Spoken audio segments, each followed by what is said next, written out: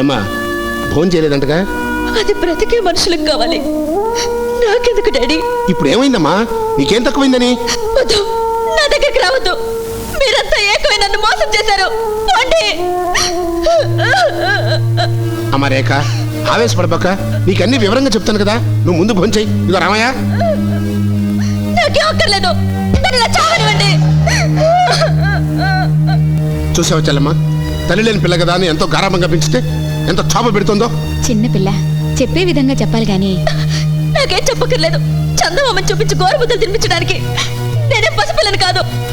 చెల్లమ్మ, నా బిడ్డ అడుగు పెట్టిన చోటల్లా పట్టు పరిపులుండాలని, దాని కళ్ళల్లో కన్నీళ్లకు తావుండకూడదు అని గుండెల్లో పెట్టుకుని పెంచుకున్నందుకు విన్నావుగా ఎలా మాట్లాడుతుందో. విధి రాసిన రాత వాణ్ణి వీధిలో పారేసిందన్నయ్య. కానీ వీళ్ళిద్దరికీ పెళ్లి గీత ఉండబట్టే వాడు ప్రేమించిన అమ్మాయిని ఆ దేవుడు తన దగ్గరికి తీసుకుపోయాడు. ఏమైందంటే? అమర్ ప్రేమించిన అమ్మాయి చనిపోయిందమ్మా.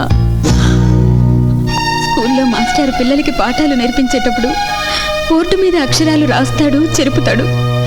ఆ దేవుడు కూడా అంతేనమ్మా, ఆ పని మన నుదుటి మీద చేస్తాడు. అమర్ నీ మెళ్ళో 3 ముళ్ళు వేసే ముహూర్తం దగ్గరలోనే ఉందమ్మా. అంటే అమర్ని చేరదీసి గాయపడ్డ వాడి మనసుని బాగు చేయాల్సిన నువ్వే ఇలా తిండి తిప్పలు మానేసి కుమిలిపోతుంటే వాడేమైపోతాడు? మిమ్మల్ని చూసి మేమేమైపోతాం? వద్దమ్మా, నువ్వు ఇలా పస్తులుండి మమ్మల్ని బాధ పెట్టద్దు. వద్దమ్మా.